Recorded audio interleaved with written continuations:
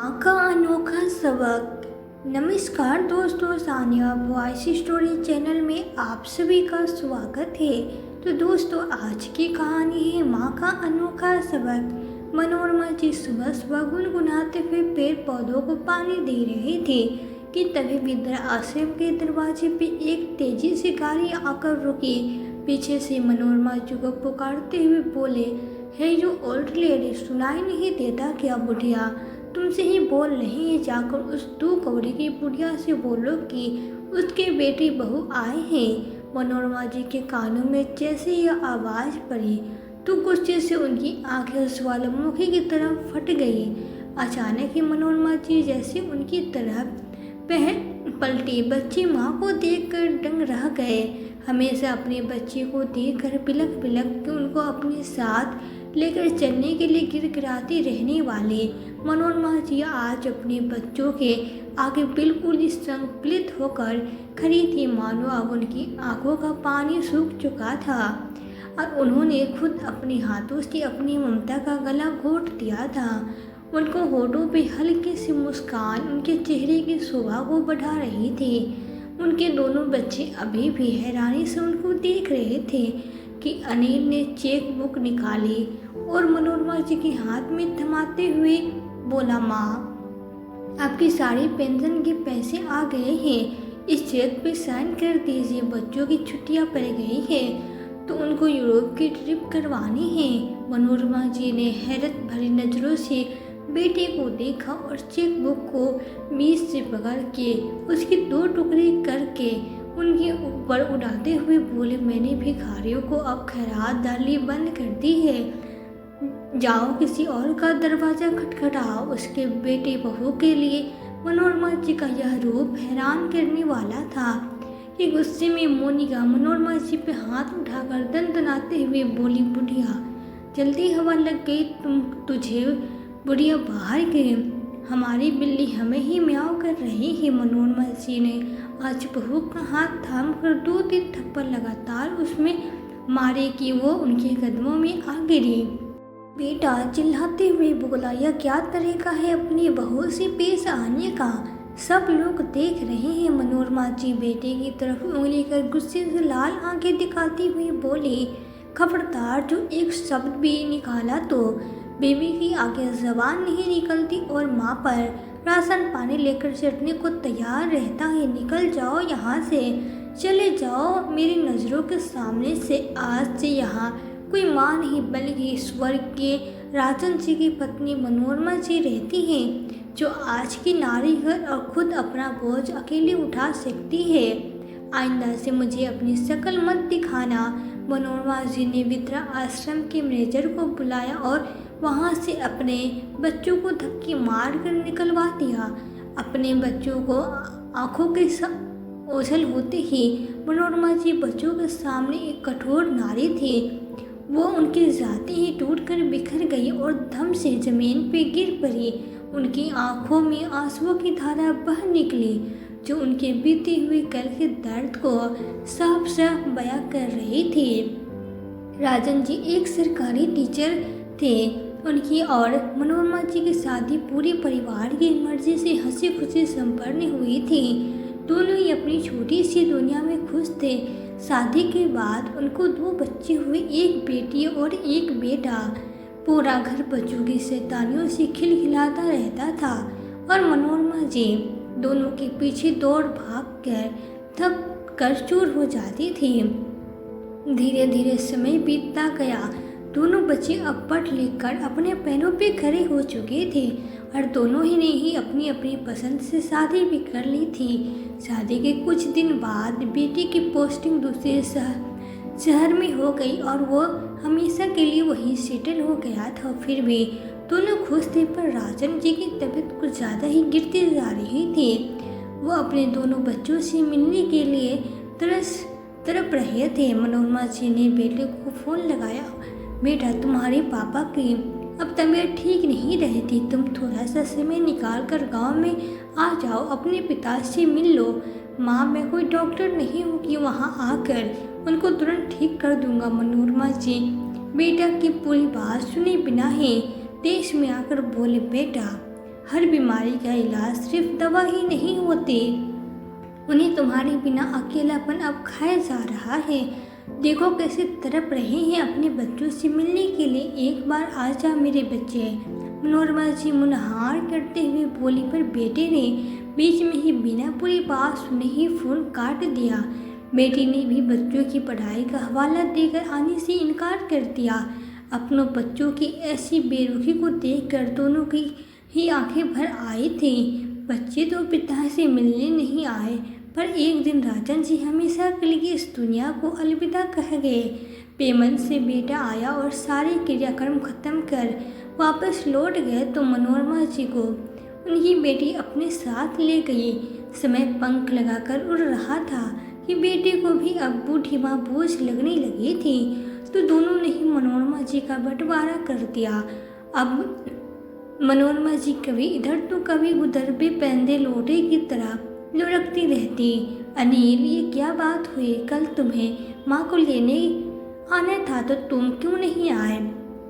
मैं जानती हूँ तुम जानबूझकर नहीं आए, तुम्हें पता है ना बच्चों की छुट्टियाँ चल रही है, मुझे भी अपने परिवार के साथ घूमने जाना है। तुम अपने बेबी बच्चों को लेकर बड़े मज़े से ससुराल हो आए, और मेरा क्या? जाने समय तुमने क्या कहा था दीदी? इस महीने माँ को आप रख लीजिए, अगले महीने मैं रख लूँगा।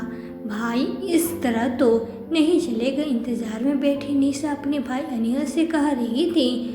अनिल बोला, अरे दीदी 2 दिन पहले ही वहाँ से लौटा हो, पूरा घर गंदा था, पत्नी से अकेले सब कुछ तो नहीं हो पाता। मैं उसकी मदद करवा रहा था, फिर भी मैं बहुत थक गया था।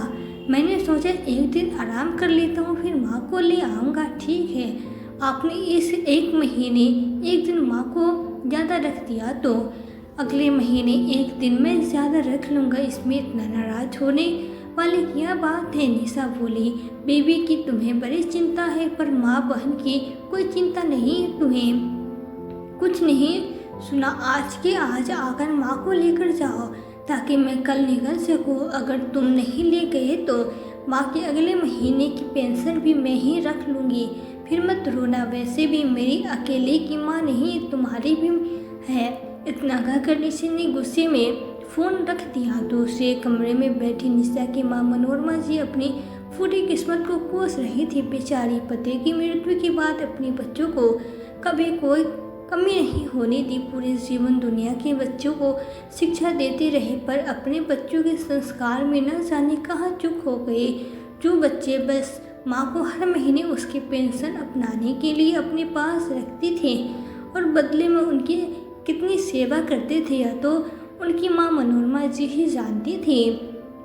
कमरे का दरवाज़ा दरार से खुला। माँ, आप अपना सामान बांध लीजिए, अनिल शाम तक आएगा और आपको अपने साथ ले जाएगा। आप अपना सामान समेट कर हॉल में रख दीजिएगा ताकि मैं नौकरों से बोल कर इस कमरे की भी सफाई करवा दूँगी।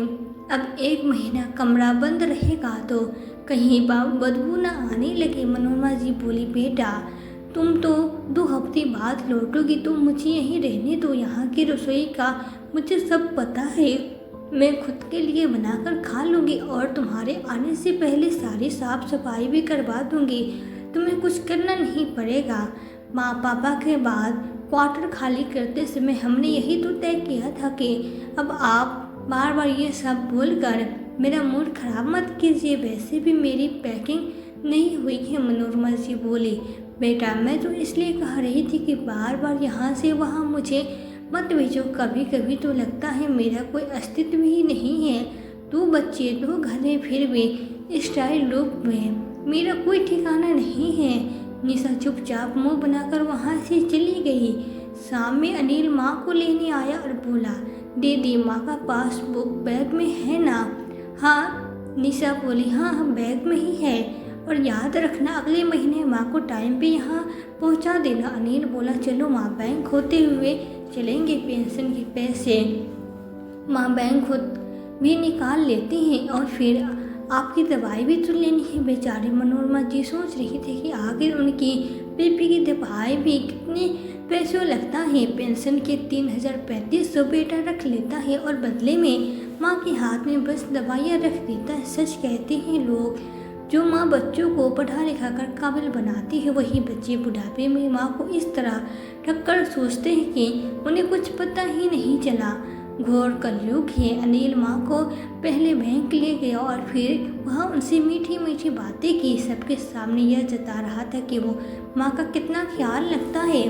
फिर पेंशन के पैसे लेकर माँ के हाथों में सबके सामने दे दिए और बड़े प्यार से माँ का हाथ पकड़ के वापस कर घर ले आया। मनोरमा जी बेटे के घर पहुंची। बच्चे दादी को देखकर खुश थे, पर बहू के शरीर पर मानो आग लग गया हो। मनोरमा जी अनिल से बोली, ले आए। अरे मैं तो कहती हूँ लेने दो अपनी बहन को, हर महीने पैसा रखने दो। अब जब तक यह रहेगी ना, तब तक हम कहीं जा सकते हैं और ना कहीं घूम सकते हैं। तुम अपनी माँ का कुछ परमानेंट इलाज क्यों नहीं करते? अनिल बोला, जरा धीरे बोलो, माँ सुन लेगी। माँ पे 1000-1200 खर्च होता होगा, और जब बैठे बैठे 3500 मिल रहा है तो क्या दिक्कत है? आज के समय में माँ जितना पेंशन उठाती है उतनी तो लोगों की तनख्वाह होती है। अनिल बोला, माँ पैसे दे दो, मोनिका संभाल कर रख देगी, फिर जब आपको ज़रूरत होगी आप मांग लेना। मनोरमा जी बोली, बेटा तुम्हारे बच्चे बहुत अच्छे हैं, जो कभी मेरे किसी सामान को हाथ नहीं लगाते, तो मेरे पैसे मेरे बैग में ही रख सकते हैं। मोनिका झट से बोली, माँ जी बच्चे तो मेरे अच्छे हैं क्योंकि उन्हें अच्छे संस्कार दिए हैं, पर नौकर चाकर की नीयत का कोई भरोसा नहीं है। पैसे मुझे दे दीजिए तो मैं आपके लिए चाय और नाश्ता लाती हूँ। मनोरमा जी ने चुपचाप पैसे निकाल कर मोनिका के हाथ में रख दिए। फिर क्या था, 10 दिन बहू खाने के लिए पूछी, उसके बाद उसके कमरे में कुछ झांकने तक नहीं आता था। सबके खाने के बाद नौकर 2 टूटी बची सब्जी में से थोड़ा सा अपने लिए रख लेता, थोड़ा सा मनोरमा जी को दे देता और मनोरमा जी बिना कुछ कहे चुपचाप खा लेती थी। करीब 10-15 दिन बाद मोनिका फ्रिज खोलकर सारा सामान चेक कर रही थी। फ्रिज में खीर रखी हुई थी तो उसके नौकर से कहा कि खीर खराब हो जाएगी, आज मम्मी जी को रोटी के साथ यही दे दे। नौकर बोला, मैम साहब, पर यह खीर तो 2-3 दिन पहले की है। मोनिका ने उसे आंखें दिखाई तो वो चुप हो गया और रात के खाने में उनको वही खीर खाने को दे दी। और अगले ही दिन मनोरमा जी की तबीयत खराब हो गई। सर्दी खांसी के साथ बुखार भी चढ़ गया। पास की दुकान से कुछ दवाइयाँ लाकर अनिल ने मनोरमा जी को दे दी। बुखार तो उतर गया, परंतु कमजोरी और खांसी जाने का नाम ही नहीं ले रही थी, और रात होने ही उनकी खांसी और बढ़ जाती, जिसकी आवाज़ से मोनिका की नींद पूरी नहीं हो पाती थी। मोनिका अनिल से बोली, अब बस बहुत हुआ, या यहाँ नहीं रह सकती।